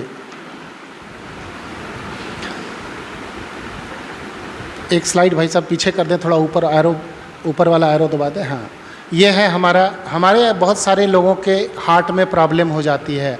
डॉक्टर कहते हैं कि बाईपास सर्जरी करना पड़ेगा, लेकिन हमारे बॉडी में हार्ट के पास, ब्रेन के पास इतनी क्षमता है कि अपने डाइट को थोड़ा चेंज करें तो वो ऑटोमेटिक एक कोलैटरल बाईपास कर देता है। मतलब अगर हम ग्रीन जूस पे आ जाएं, सलाद पे आ जाएं, तो हमें हार्ट में जो भी प्रॉब्लम है, हार्ट ऑपरेट कराने का या एंजियोग्राफी कराने की नौबत कभी नहीं आएगी, और एक दूसरा कोलैटरल खुल जाएगा और धीरे धीरे हम नॉर्मल हो जाएंगे। तो अब इसमें बता रहे हैं कि ब्रेकफास्ट में क्या करें, लंच में क्या करें और डिनर में क्या करें। मैंने एक मोटा मोटा रूल बता दिया कि दिन के 10 बजे से लेकर शाम के 6 बजे तक खाना खाएं। छोटे बच्चों पे ये रूल लागू नहीं है। अप टू कॉलेज लेवल 18 साल 20 साल तक वो जितनी बार खाना खाते हैं खाने दें। चूँकि वो दिन भर बाहर घूमते हैं, धूप में रहते हैं, खेलते कूदते हैं, तो उनके ऊपर ये रूल नहीं है। लेकिन अगर उसे कुछ समस्या है तो उनके लिए भी ये रूल है। वैसे अगर सभी इसे फॉलो कर लें बहुत अच्छा है। कुछ दिक्कत है तो आधा घंटा आगे पीछे कर सकते हैं, उससे ज़्यादा नहीं। चूँकि जब तक धूप है, सन बाहर है, तब तक खाना डाइजेस्ट होता है। सन छुप गया तो खाना डाइजेशन बंद हो जाता है, दूसरे मोड में चला जाता है। तो लंच में, डिनर में चाहे आप जो खाते हैं, सलाद ज़रूर खाएं, ग्रीन जूस ज़रूर लें, किचन का चीज़ कम कर दें। बस यही मोटा मोटा रूल है। और विशेष अगर और जानेंगे तो वो हम लोग नेक्स्ट सेशन में जानेंगे। अपने भोजन में हर कलर को ज़रूर यूज़ करें। जो हमारे भारत में झंडा का कलर है, अलग अलग कलर्स के भोजन को खाएं। केवल एक टाइप का वाइट चावल, वाइट दूध, वाइट चीनी, वाइट नमक, केवल वाइट न लें। उसमें अलग अलग चीज़ों को डालें जिससे कि उसका कलर चेंज हो। भोजन में अलग अलग चीज़ों को ग्रहण करें। 30 दिन में 30 तरह की सब्जियों को यूज़ करें। पत्तों को अलग अलग वैरायटी में देख लें कि 10 तरह के पत्ते अवेलेबल हैं तो 10 दिन पत्तों का साग बना लेंगे। 10-12 तरह की सब्जियां हैं, 10-12 तरह की सब्जियां बना लेंगे। कभी राजमा भी बनाएंगे, कभी छोले बनाएंगे, कभी चना भी बनाएंगे। लेकिन 30 दिनों में कोशिश करें कि 30 वैरायटी का सब्जी बने, जिससे कि हम बीमार ना पड़ें। ये जो हम आपको गाइड कर रहे हैं, अगर इसको आप फॉलो करेंगे तो 6 मंथ होते होते हर बीमारी से बाहर हो जाएंगे। अब हम आ रहे हैं कुछ एक्सरसाइज के ऊपर। चूँकि अभी हमारा सेशन एक्सरसाइज के लिए ही था, हमें अपने लाइफ को ठीक करने के लिए कुछ एक्सरसाइज करना है। कौन सा एक्सरसाइज? वो जो बाहर करते हैं वो नहीं, ये मेंटल एक्सरसाइज है। बाबा ने हमें ये एक्सरसाइज सिखाया है और इसमें हम परमात्मा की शक्ति को यूज़ करेंगे। इसमें क्या करना है? इसमें 3 चीज़ों को यूज़ करते हैं। पहला, अपने सांस को ऊपर नीचे कैसे करना है, deep breathe in and deep breathe out. आज मेजॉरिटी लोग, मैक्सिमम लोग सांस लेने का तरीका सही नहीं जानते हैं। सांस लेने में लोग क्या करते हैं? लंग्स को फैलाते हैं, पेट को अंदर कर लेते हैं। ये सांस लेने का गलत तरीका है। सही तरीका क्या है? सांस लेने में लंग्स फैलेगा, पेट भी बाहर आएगा, मतलब स्टमक तक गैस सांस आएगी। तो सांस लेने का सही तरीका, अपने नाभि के ऊपर हाथ रखें और गहरी सांस लेकर देखें क्या पेट फूलता है या पेट अंदर जाता है। अगर पेट अंदर जा रहा है तो इसे चेंज करना है। छोटे बच्चे सही सांस लेते हैं। जल्दीबाजी के कारण आज हम बहुत हड़बड़ी में हैं, सांस लेने का प्रोसेस हमारा गलत हो गया है। इसे धीरे धीरे चेंज करना है। और जब कभी आप मुरली सुनने आते हैं, जब कभी मेडिटेशन में बैठते हैं, तो मुरली के साथ अपने सांसों पर भी ध्यान दें। डीप ब्रीथ करना, भगवान ने या लोग कहते हैं कि भगवान ने गिनती का सांस दिया है, मतलब नंबर ऑफ जो हमारा ब्रीथ है वो काउंटेड है। अगर हम जल्दी जल्दी सांस लेंगे तो वो जल्दी ख़त्म हो जाएगा। इसीलिए डीप ब्रीथ करना और डीप ब्रीथ छोड़ना बहुत ज़रूरी है। आज 1 मिनट में हम 12 से 15 बार सांस लेते हैं। सतयुग और त्रेता में 3 बार 2 बार सांस लेंगे और सांस छोड़ेंगे। तो जितना इस सांस के ऊपर आप प्रोसेस करेंगे, इससे भी आपके अंदर एनर्जी लेवल बढ़ेगी और धीरे धीरे बहुत कुछ चेंज होगा। तो पहला सांस को चेक करना है। दूसरा, हैंड पोस्चर्स को यूज़ करना है। हस्त मुद्राओं को यूज़ करेंगे। ये जो 5 उंगलियां हैं, ये मेरे 5 एलिमेंट्स को रिप्रेजेंट करती हैं। ये जो हमारी छोटी उंगली है, ये हमारा जल तत्व है। स्कूल में बच्चे कहते हैं ना, madam may I go to toilet, ऐसे दिखाते हैं, या हम लोग इशारा भी करते हैं ना, थोड़ा जाना है, मतलब ये हमारा जल तत्व है। ये जो अंगूठा है, ये हमारा अग्नि तत्व है, फायर एलिमेंट है। इस अंगूठा के बिना कोई काम नहीं होता है, मतलब पूरे शरीर में अग्नि के बिना कोई काम नहीं होगा। अग्नि कमज़ोर हो जाए तो बहुत सारी बीमारियां होंगी। ये हमारा अंगूठा अग्नि तत्व है। ये जो छोटी उंगली के बाद उंगली है, जिसे हम रिंग फिंगर कहते हैं, शादी में यूज़ करते हैं, रिंग सेरोमनी कराते हैं, ये हमारा पृथ्वी तत्व है। शादी में शरीर से जुड़ते हैं, माइंड से जुड़ने में 10 साल 20 साल पता नहीं लगता, बहुत समय लगता है। बहुत लोग तो जुड़ भी नहीं पाते हैं और डाइवोर्स हो जाता है। तो ये हमारा जो फिंगर है ये हमारा पृथ्वी तत्व है। ये जो मिडिल फिंगर है सबसे बड़ा, सबसे ऊपर आकाश तत्व है। और ये जो इंडेक्स फिंगर है ये हमारा वायु तत्व है। इंडेक्स फिंगर से अगर किसी छोटे पौधे को ऐसे दिखाते हैं तो पौधा मुरझा जाता है, कहते नहीं नहीं उंगली नहीं दिखाना, मतलब हवा से मैसेज जा रहा है। तो ये 5 तत्व को रिप्रेजेंट करते हैं। इसे अलग अलग पोस्चर्स में रख के हमारे बॉडी में एनर्जी का फ्लो होता है। जो योगा सीखते हैं, रामदेव जी का हो या किसी और का, वो इन मुद्राओं को करते हैं। तो सांस को देखना है, मुद्रा को यूज़ करना है, और सबसे इम्पॉर्टेंट परमात्मा की शक्ति जो हमारे ऊपर आ रही है उसे विजुलाइज करना है, तीसरे आँखों से उसे देखना है। तो पहला एक्सरसाइज है हमारा, जिसे हम कहते हैं अपने इस चक्र को एक्टिवेट करना। हमारे बॉडी में 7 एनर्जी सेंटर्स हैं। 7 एनर्जी सेंटर्स क्या क्या हैं? पहला हमारा ये सहस्त्रार चक्र है। ये हमारे ब्रेन को और हमारे एंडोक्राइनल ग्लैंड्स को, जो हार्मोन का सेक्रेशन करता है, उसे कमांड करता है, उसे पावरफुल बनाता है। ये हमारा आज्ञा चक्र है जहाँ आत्मा है। ये हमारे माइंड को, नर्वस सिस्टम को, आइज़ को पावरफुल करता है। ये हमारा थ्रोट चक्र है। ये हमारे ENT, ईयर नोज़ थ्रोट को ठीक रखता है। ये हमारा हार्ट चक्र है, हृदय और लंग्स को ठीक करता है। ये हार्ट चक्र स्पाइनल कॉर्ड में है। हार्ट चक्र से नीचे यहाँ हमारा नाभि चक्र है, नाभि के पीछे की तरफ। ये हमारे डाइजेस्टिव सिस्टम को, पेट और पेट से संबंधित प्रॉब्लम को कंट्रोल करता है, ठीक करता है। इस नाभि चक्र से 2 इंच नीचे पीछे की तरफ स्वादिष्ठान चक्र है। वो हमारे रिप्रोडक्टिव सिस्टम, वो हमारे स्किन और ब्लड को ठीक रखता है।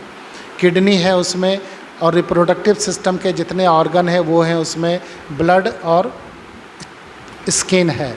और लास्ट में जहाँ हमारा टेल बोन है, पीछे जो सबसे नीचे हड्डी है, वहाँ हमारा रूट चक्र है। वो हमारे बोन्स और मसल्स को पावरफुल करता है। हमारे बॉडी में आज 3 चक्र प्रायः सभी का खराब रहता है, चूँकि हमारा खान पान अच्छा नहीं है, और खान पान अच्छा नहीं होने के कारण हमारे थॉट्स अच्छे नहीं हैं। इसलिए रूट चक्र से एनर्जी निकलती रहती है और हम जल्दी थक जाते हैं, जल्दी डिस्टर्ब हो जाते हैं, इरिटेट हो जाते हैं, एजिटेट होते हैं, एंगर आ जाता है, बिकॉज नीचे का 3 चक्र हमारा खराब है। तो अभी हम इन चक्रों के ऊपर काम करेंगे और चक्र को पावरफुल बनाएंगे, जिससे कि पूरा बॉडी हमारा चार्ज हो जाए। शाम का सेशन हमारे भोजन के लिए है, क्या खाना है, कितना खाना है और कौन सा चीज़ नहीं खाना है। तो अभी इस एक्सरसाइज को हम बहुत केयरफुली देखेंगे और करने का भी प्रैक्टिस करेंगे। तो पहला एक्सरसाइज है, इसे हम एनलाइटनिंग न्यूरोबिक्स कहते हैं। सांस लेना, रोकना, और रोकने के क्रम में बाबा से एनर्जी लेना, शक्ति लेना। उसे थोड़ा चला दीजिए। इस वीडियो को ध्यान से देखें, कैसे हमारे अंदर सांस आ रही है, पेट तक, स्टमक तक सांस आ रही है। दिख रहा है, ये पेट में नीली नीली शक्ति आ रही है और धीरे धीरे पूरे बॉडी में ये फैल रही है। इसी तरह सांस लेना है और ऊपर से फील करना है कि शिव बाबा हमें नीले रंग की शक्ति से चार्ज कर रहा है। जहाँ जहाँ गंदगी है, जहाँ जहाँ टॉक्सिन्स जमा है, जहाँ प्रॉब्लम है, वो धीरे धीरे ख़त्म हो रहा है। ये नीली ऊर्जा नीचे आ रही है। सबसे पहले हमारे ब्रेन में फैलेगी, इसके बाद हमारे माइंड में जाएगी, हमारे चेहरे में जाएगी। ये जो रेड रेड पैचेस देख रहे हैं, ये लाल पैचेस हमारे अंदर गंदगी है, टॉक्सिन्स जमा है। कभी कंधे में दर्द, कभी सर में दर्द, कभी हार्ट में गैस, कहते हैं गैस हो गया, ये कभी पेट में दर्द। ये धीरे धीरे नीली शक्ति पूरे बॉडी में जाएगी। यहाँ रोक दीजिए इसको। हाँ बस ठीक है, सभी ने देखा वीडियो। अब इस एक्सरसाइज को हम करेंगे। कैसे करेंगे मैं करके दिखाता हूँ। लास्ट 2 फिंगर्स को थंब के साथ ज्वाइन करना है दोनों हाथों से, और ऐसे सीधे होकर बैठना है, स्ट्रेट बैठेंगे। ठीक है, सीधे होकर बैठेंगे। गहरी सांस लेना है जितना ले सकते हैं, और सांसों को रोकना है। और फिर शिव बाबा से ब्लू एनर्जी अपने ऊपर लेनी है। पूरे बॉडी में धीरे धीरे फैल रहा है। और फिर जितना देर सांस रोक सकते हैं, जब लगता है कि सांस छोड़ना है तो सांस छोड़ने में ओ का साउंड करेंगे, ओम नहीं, ओ में लिप्स मेरा ओ शेप में आएगा और ओ ऐसे साउंड करेंगे। ठीक है, मैं 2 बार करके दिखाता हूँ, फिर आपको भी 11 बार कम से कम करना है। स्टार्ट करते हैं। गहरी सांस लेना है। शिव बाबा से ब्लू एनर्जी अपने ऊपर विजुलाइज करनी है।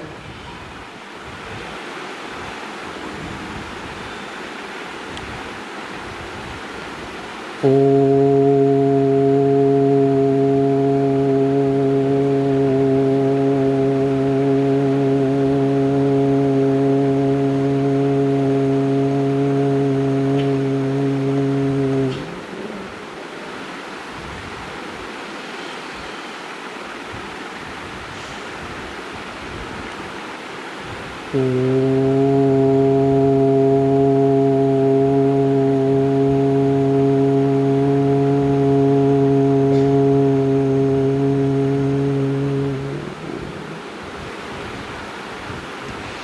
सभी ने समझा?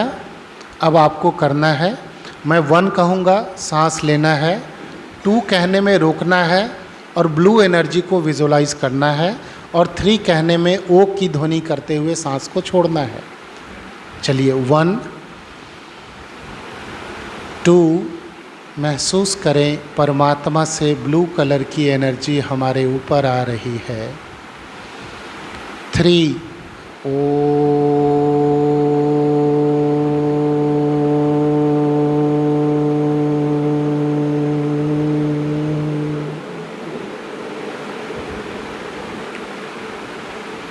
1 2, हमारा चेहरा नीला होता जा रहा है। 3 ओ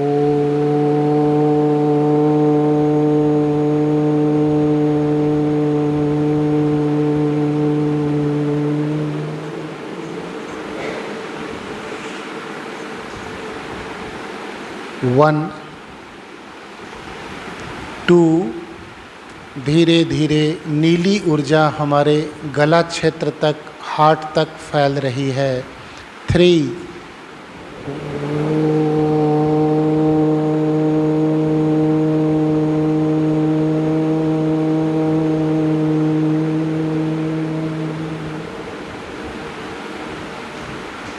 1 2, हमारा नर्वस सिस्टम ब्लू ब्लड से भर गया है। 3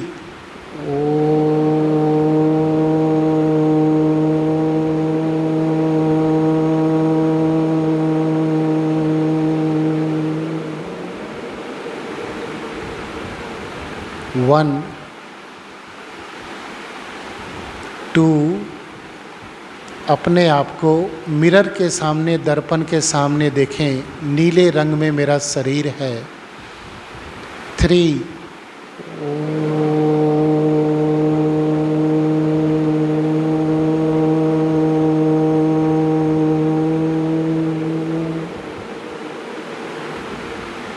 1 2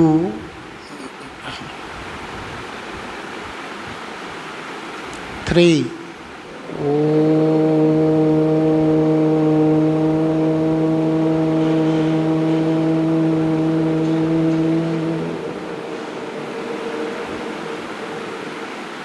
1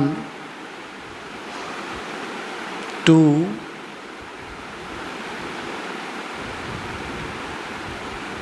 3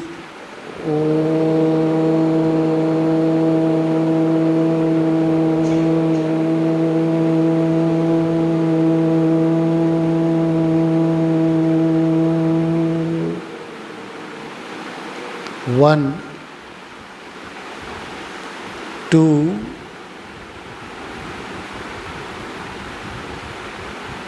3 1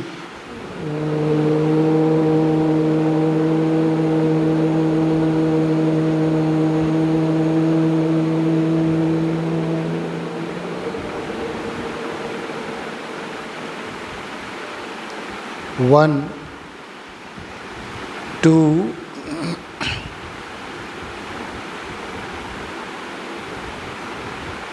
3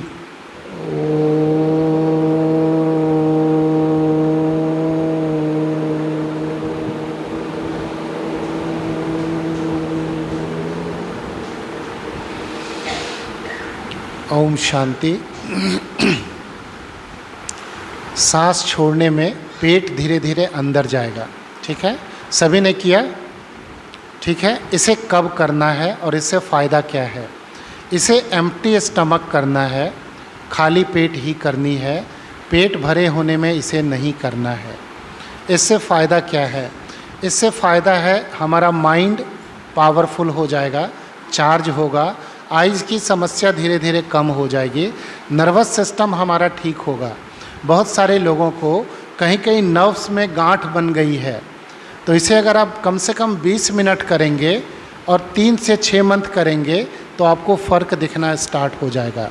बहुत इजी है, शिव बाबा को यूज़ करना है, नीली शक्ति को लेना है, सत्य ज्ञान को धारण करना है कि मैं एक आत्मा हूँ, अजर अमर अविनाशी हूँ और परमात्मा मुझे सत्य ज्ञान से भरपूर कर रहे हैं।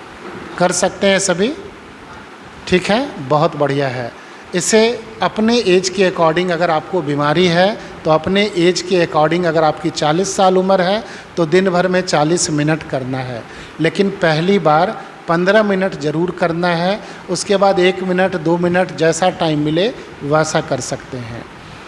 लेकिन जब हम 5 दिन भोग नहीं लगाते हैं, उन 5 दिनों बहनों को, माताओं को ये एक्सरसाइज नहीं करना है, बाकी सभी को करना है। ठीक है, दूसरा एक्सरसाइज करेंगे, सेकंड वाले पे आ जाइए। वायलेट एनर्जी वाला होगा, वायलेट कलर होगा, इसको बंद कर दीजिए।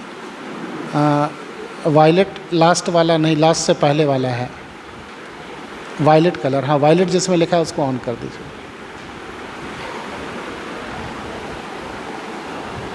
जिसमें वायलेट लिखा है उसको,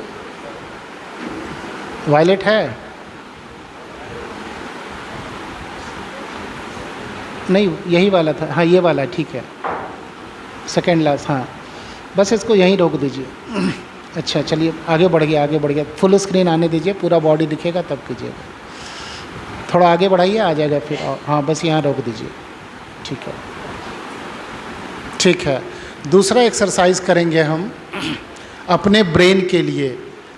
बाबा ने सबसे पहले मुझे आत्मा का ज्ञान दिया, तो सबसे पहले इस आज्ञा चक्र को, आत्मा को चार्ज किए। ठीक है, इसके बाद अपने ब्रेन को चार्ज करेंगे। ब्रेन के लिए इस मुद्रा में, इसे हम ज्ञान मुद्रा कहते हैं। लेकिन जिसे घुटनों में दर्द है, हड्डियों की समस्या है, वायु मुद्रा में बैठेंगे। इस अंगुली को अंगूठे के नीचे रखेंगे। जिन्हें घुटनों का प्रॉब्लम है, जॉइंट्स में पेन है, हड्डियों की समस्या है, दबा के रखेंगे, अदरवाइज़ नॉर्मल ऐसे बैठेंगे।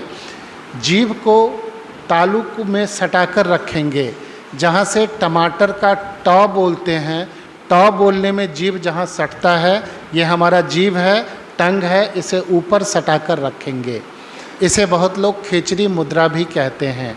तो जीभ को ऊपर सटाकर ही रखना है, मुंह बंद रहेगा, सांस नाक से लेंगे और जब सांस लेने के बाद रोकेंगे, वायलेट कलर, बैगनी रंग की शक्ति को, आनंद की किरणों को फील करना है और सांस छोड़ने में हमिंग करना है।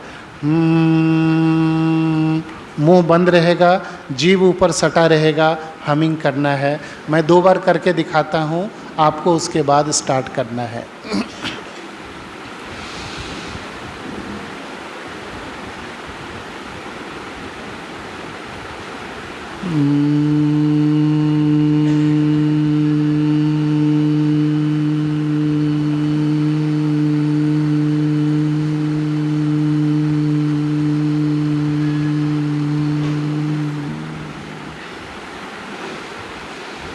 फिर से सांस लेना है, जीभ ऊपर सटा रहेगा। वायलेट एनर्जी को, बैगनी रंग को, आनंद की शक्ति को फील करना है।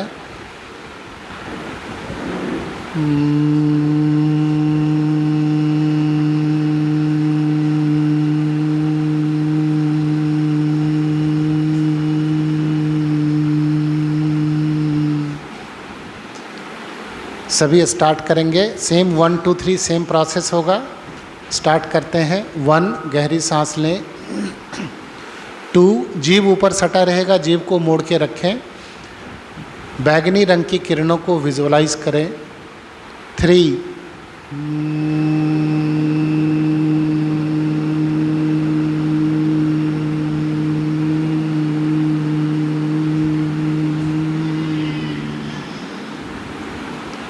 1 2 आनंद की शक्ति हमारे ऊपर आ रही है। 3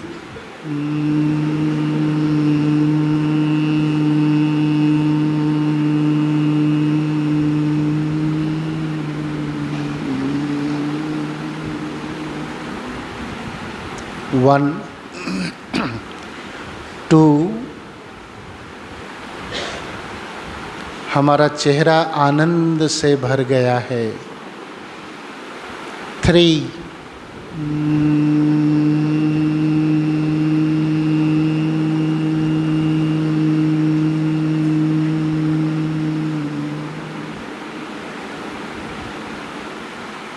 1 2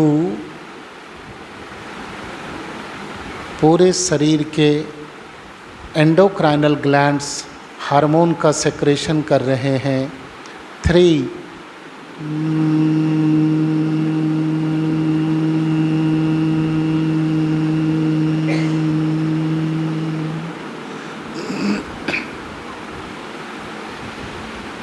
1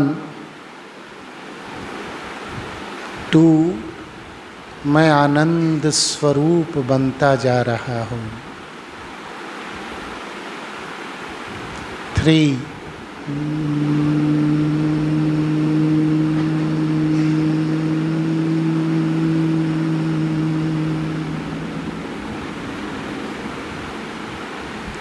1 2 3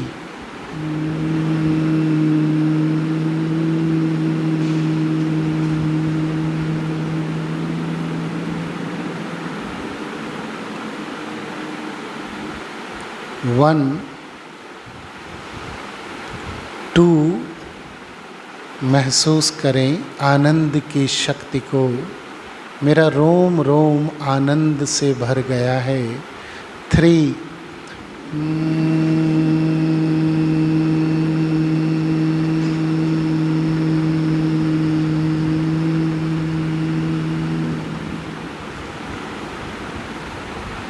1 2 3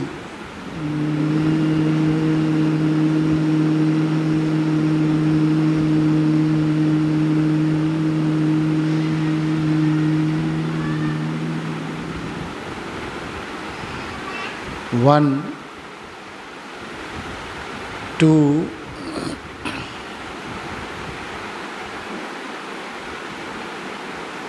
3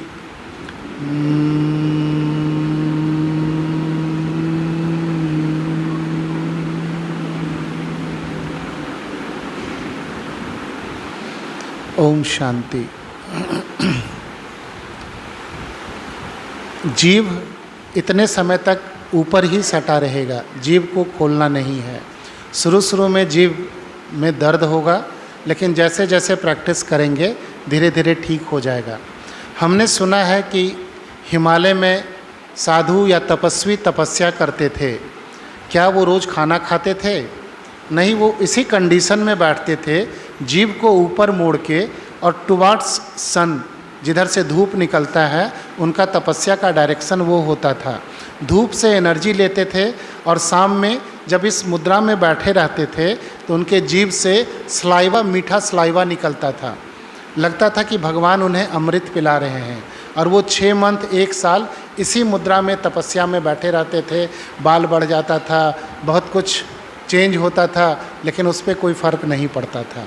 तो इस मुद्रा में हमिंग करने से कुछ समय के बाद आपको भी फील होगा कि अंदर से स्वीट सलाइवा मीठा अमृत निकल रहा है और गला बिल्कुल तरोताज़ा हो जाएगा और एनर्जी लेवल बढ़ जाएगी, बिकॉज हार्मोन का सेक्रेशन होगा और पूरा बॉडी बैलेंस होगा। इससे दूसरा फ़ायदा और क्या होगा, जिन्हें नींद की समस्या है, नींद की गोलियां लेते हैं, नींद कम आती है, रात में सोते वक्त बिछावन पर लेटे लेटे इस मुद्रा को करें, जीभ को ऊपर करें और हमिंग करना स्टार्ट करें। 5 मिनट 10 मिनट के अंदर बहुत गहरी नींद आ जाएगी और 5 घंटे से पहले नींद नहीं खुलेगी और आप बिल्कुल फ्रेश हो जाएंगे। तो बहुत अच्छा है। ब्रेन की शिकायत, ब्रेन संबंधित शिकायत, एपिलेप्सी का प्रॉब्लम है, दौरा पड़ता है, थोड़ा डिप्रेशन हो रहा है, ब्रेन डल हो रहा है, यादाश्त कमज़ोर हो रही है, इससे ठीक होगा। ये फर्स्ट एक्सरसाइज और सेकंड एक्सरसाइज को जो कंटिन्यू करेंगे, पूरे बॉडी के 40% प्रॉब्लम इससे ठीक हो जाएंगे। माइंड और ब्रेन 100% ठीक होगा। विजुअलाइजेशन का इफ़ेक्ट लगभग 60% है, हैंड पोस्चर्स का इफ़ेक्ट 20% है और सांस का इफ़ेक्ट 20% है। मतलब बाबा जो किरणें दे रहे हैं, जो हमें गुण दे रहे हैं, उसे बार बार विजुलाइज करने से 60% बॉडी में फ़र्क होगा। 15 मिनट से कम पहली बार करने में फ़ायदा नहीं होगा। इसके बाद भले 1-1 मिनट कर सकते हैं, लेकिन ये दोनों एक्सरसाइज ज़रूर करना है। सेकेंड एक्सरसाइज को कभी भी कर सकते हैं, पेट भरा हो, पेट खाली हो, टहल रहे हैं, चल रहे हैं, टीवी देख रहे हैं, म्यूज़िक सुन रहे हैं, जीभ को ऊपर सटा लिया, स्टार्ट कर दिया। बहुत तेज़ी से आप में फ़र्क आएगा, चेहरा बहुत स्मार्ट हो जाएगा। जो ब्यूटी पार्लर कभी कभी हम जाते हैं गलती से, उसकी नौबत नहीं आएगी। साबुन का खर्चा बच जाएगा, कम लगाना पड़ेगा। तो बहुत बढ़िया एक्सरसाइज है, सभी को ज़रूर करना है। लेकिन इन दोनों एक्सरसाइज के साथ वही सेम कंडीशन है। टाइम हो गया क्या?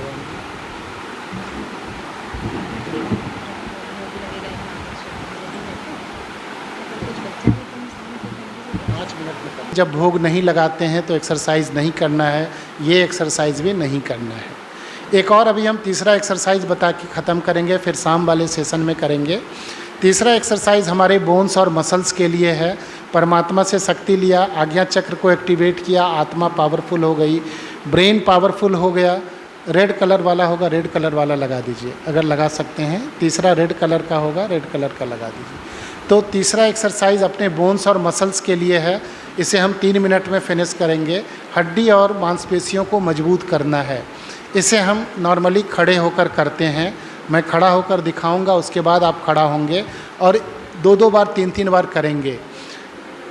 हमने देखा है मंदिर में महावीर को, सभी ने देखा है महावीर को, बजरंग बली को देखा है। कैसे खड़े हैं बजरंग बली? बिल्कुल अड़ के खड़े ऐसे होते हैं। तो इस एक्सरसाइज से बोन्स और मसल्स हमारा पावरफुल होगा। जो रूट चक्र है उसमें एनर्जी जो डिप्लीट हो रही है वो रुकेगी और हम दिन भर एनर्जेटिक रहेंगे। हम अभी 1 बार 2 बार करके दिखाते हैं, आपको 3-3 बार करना है और उसके बाद सेशन ख़त्म करेंगे।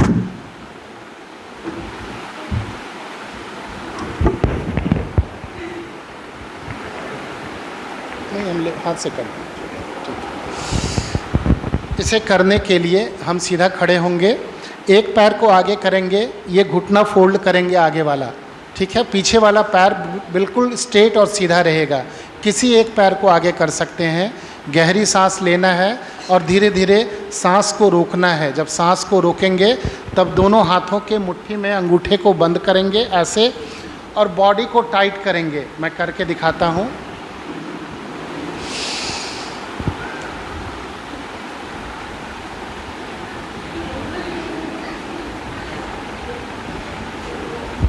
और फिर धीरे धीरे रिलैक्स होना है। 3 बार अभी एक पैर को आगे करके करेंगे, 3 बार दूसरे पैर को आगे करके करेंगे। लेकिन जिन्हें हार्ट में प्रॉब्लम है वो नहीं करेंगे, जिन्हें हर्निया है वो नहीं करेंगे। केवल वो रेड एनर्जी को विजुलाइज करेंगे।